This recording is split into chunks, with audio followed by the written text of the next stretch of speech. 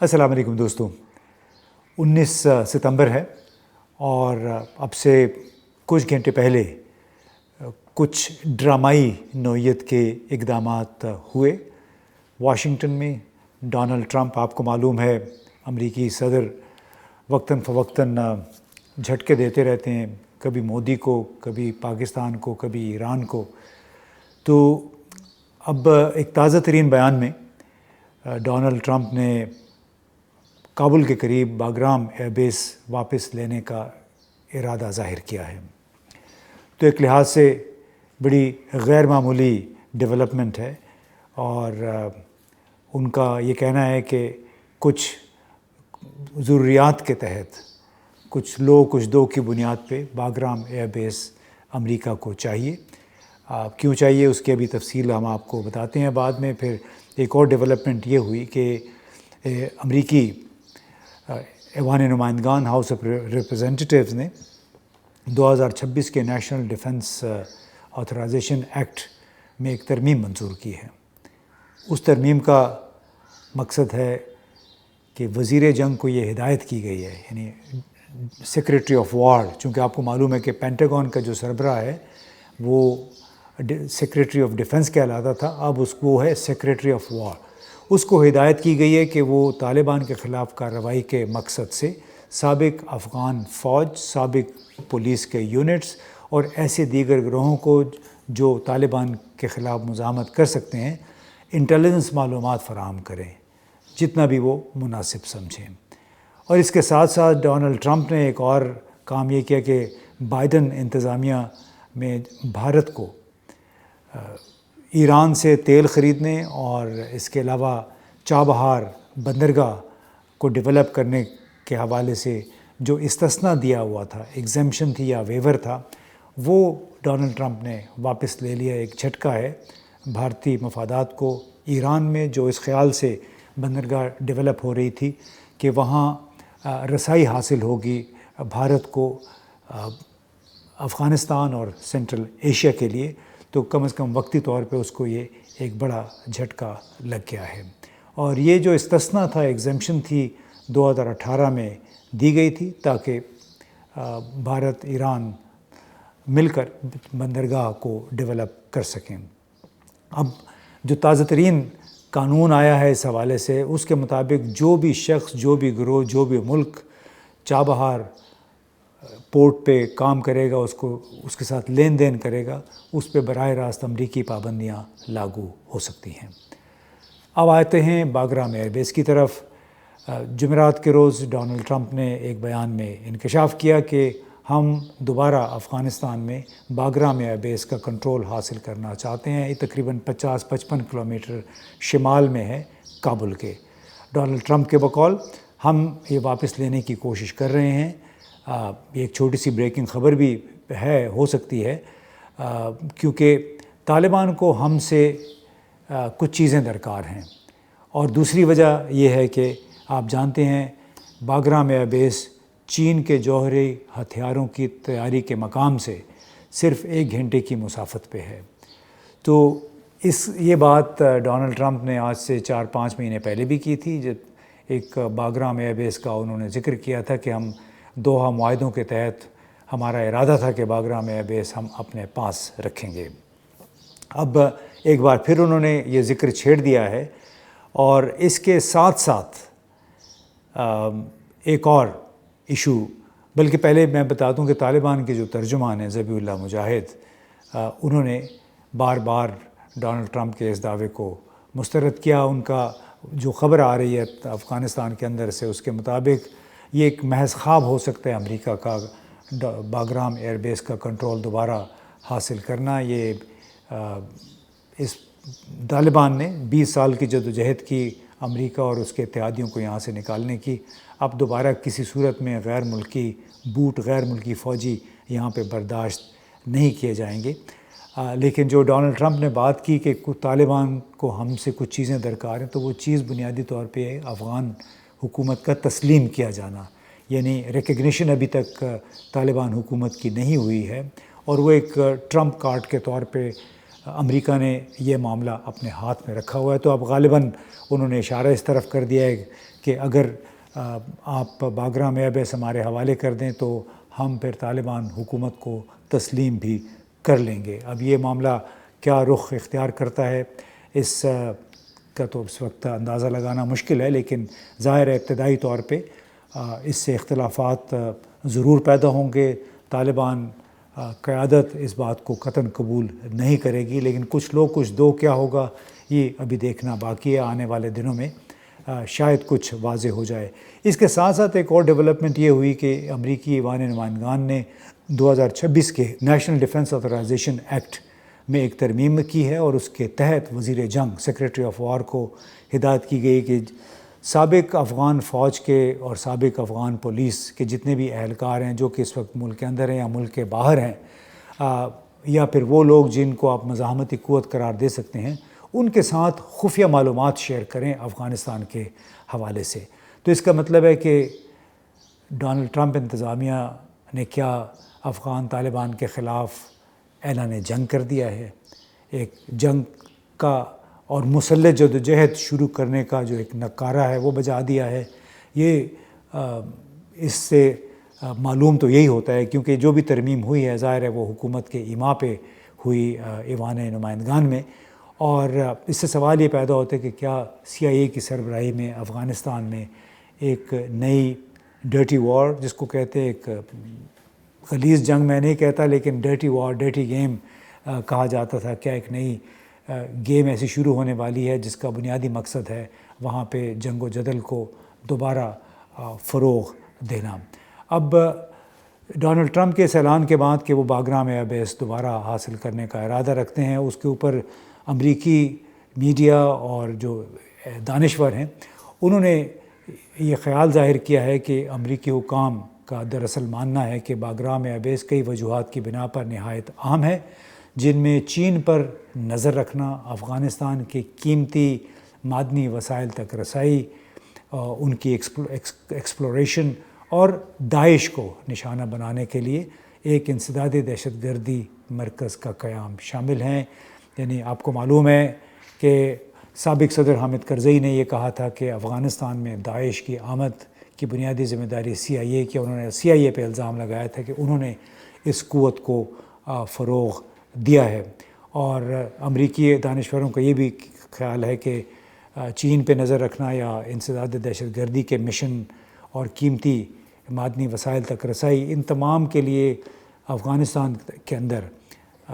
امریکی افواج کی موجودگی ضروری ہے۔ اب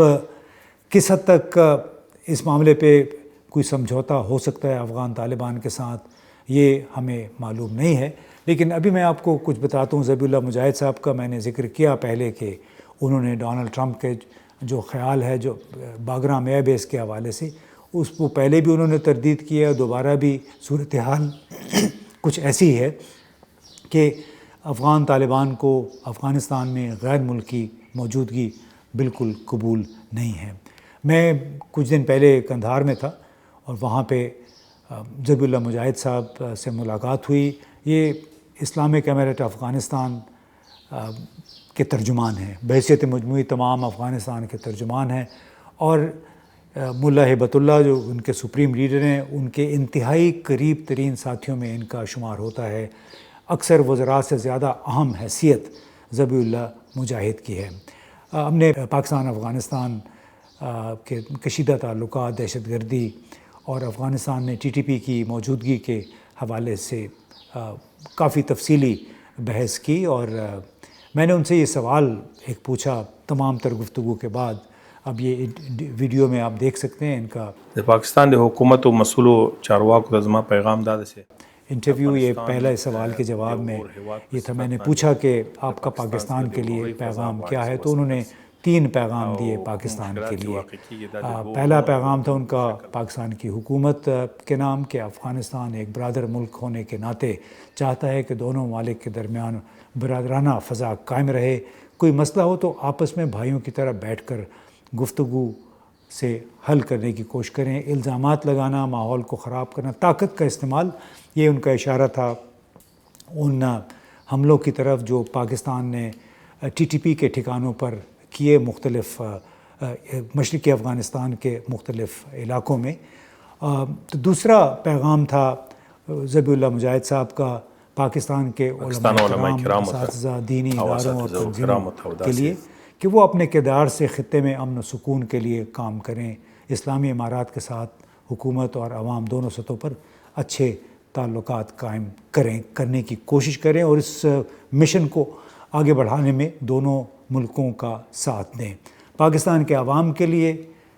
یہ تیسرا پیغام تھا ذبیح اللہ مجاہد کا کہ ہم کبھی نہیں چاہتے کہ پاکستان میں بدامنی ہو یا آپ کو نقصان پہنچے۔ افغانستان پاکستان قریبی تعلقات ہیں، نسلی، لسانی، مذہبی، ثقافتی قریبی روابط ہیں۔ ہم چاہتے ہیں کہ باہمی اعتماد کی بنیاد پہ ہم ایک دوسرے کے ساتھ ڈائلاگ کا سلسلہ جاری رکھیں تاکہ جو بھی متنازع امور ہوں اس کا حل بات چیت کے ذریعے نکالا جا سکے۔ دوسرا سوال ذبیح اللہ مجاہد صاحب سے میرا یہی تھا کہ ایسا لگتا ہے کہ ماضی کے مقابلے میں آج موجودہ حالات میں پاکستان اور افغانستان کے تعلقات کہیں زیادہ خراب ہو رہے ہیں، اور پاکستان میں کہا جا رہا ہے کہ ٹی ٹی پی کی وجہ سے حالات بنیادی طور پہ خراب ہوئے ہیں۔ نو زه وایم چې نه باید داسې ونه سي، ځکه چې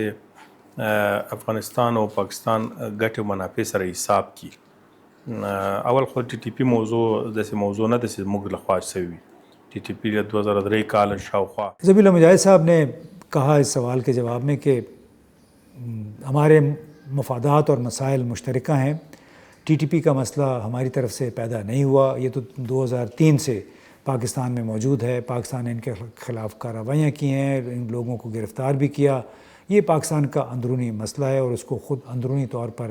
حل کریں۔ ہم افغانستان میں حد المقدور کوشش کر رہے ہیں کہ ہماری سرزمین پاکستان کے خلاف استعمال نہ ہو۔ ہم نہیں چاہتے کہ یہاں سے کوئی مسلح عناصر جا کر پاکستان میں بدامنی پھیلائیں۔ ہمارا موقف واضح ہے۔ ہمارے امیر ہبت اللہ اخوند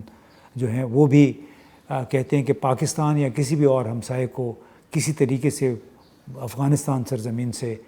نقصان نہیں پہنچنا چاہیے۔ ہاں البتہ دشوار گزار علاقے ہیں، پاکستان میں بھی ہیں، افغانستان کے اندر بھی ہیں۔ افغانستان کے وسائل بڑے محدود ہیں، افغانستان کی موجودہ حکومت کے افرادی قوت کا بھی ٹیکنیکل وسائل بھی بہت محدود ہیں، کچھ لیمیٹیشنز ہیں، جبکہ پاکستان کے پاس تو اتنی بڑی فوج، جدید ترین طیارے، ہیلی کاپٹر، ڈرونز، ہر قسم کی سہولت موجود ہے۔ اور اگر ہمیں بتا دیا جائے کہ کہاں کہاں پہ مسئلہ ہے، ہم وہاں پہ لوگوں کو گرفتار بھی کر سکتے ہیں، جب بجائے اس کے کہ ان پہ براہ راست اگر حملہ کیا جائے تو حملے کی صورت میں ظاہر ہے پھر عوامی جذبات بھی مشتعل ہوتے ہیں۔ عین ممکن ہے کہ کچھ افغان بھی جا کے ان لوگوں کے ساتھ شامل ہو جائیں، چاہے وہ ٹی ٹی پی ہے چاہے دوسرے گروہ ہیں۔ ہم اپنی طرف سے پوری کوشش کر رہے ہیں کہ جتنے بھی ملیٹنٹ گروہ ہیں وہ ایک تو ہم نے ان کو ریلوکیٹ کر دیا ہے ان لوگوں کو جن کا تعلق وزیرستان سے تھا، دوسرے کہ ان کی نقل و حرکت پہ بڑی پابندیاں لگی ہوئی ہیں۔ بہرحال ان کے حوالے سے جو بھی مسئلے ہوں وہ اگر ہمیں تحریری طور پہ جوائنٹ کوآرڈینیشن کمیٹی کے ذریعے بتا دیے جائیں تو اس پہ ہم ضرور عمل درآمد کریں گے۔ اب یہ ایک مختصر سا میں نے سم اپ کیا ذبیح اللہ مجاہد کے انٹرویو کو۔ انہوں نے باقی اور بھی بہت سارے مسائل پہ بات کی، لیکن لب لباب یہ تھا کہ